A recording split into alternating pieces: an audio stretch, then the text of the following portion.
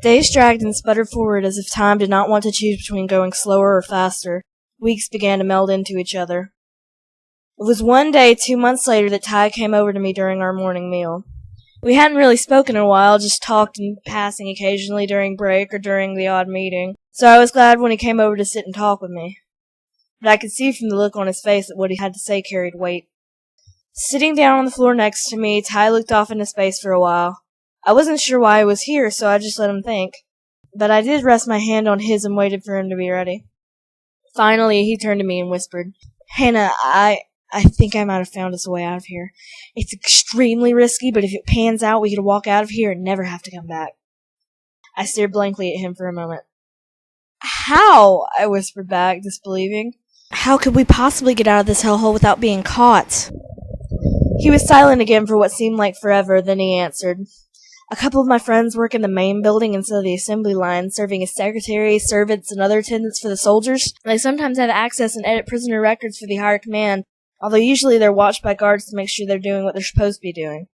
They're thinking of editing records so that we can be sent to this camp up in Tennessee. The thing is, prisoners sent up there have to change from a truck to train halfway. It's supposed to be really easy to slip away then."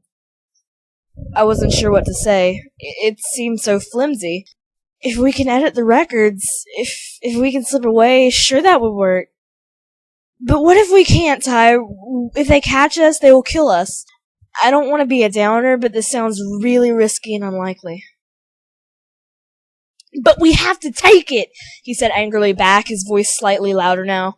"I don't know if you remember, but you're not the only person who's missing their other half. I have no idea where Haley is, and I want to find her as much as you want to find Alex. And I swore to myself I would take any and all chances I had to get out of here and find her. Hannah, don't you want to find Alex? This could be our chance." My words caught in my throat. He was right. I didn't want him to be, but he was. I couldn't let a chance to find Alex slip by me. If I did, I would forever wonder if I could have found him, could have seen him. I had to take this chance, however risky it might be for me. "You're right," I replied sadly. "If this means getting to possibly see Alex, I can't let it slip by. I wouldn't be able to live with myself." Ty brightened a little bit. I don't think he would have done this crazy plan without me, and he was probably glad he didn't have to agonize over convincing me. He leaned over to my ear and said, "We're going to meet tomorrow at morning meal. We're going to go over everything that you'll need to know to make this plan work. Come to the southeast corner of the mess hall. We can't draw attention, so this is the only time we'll be able to meet all together.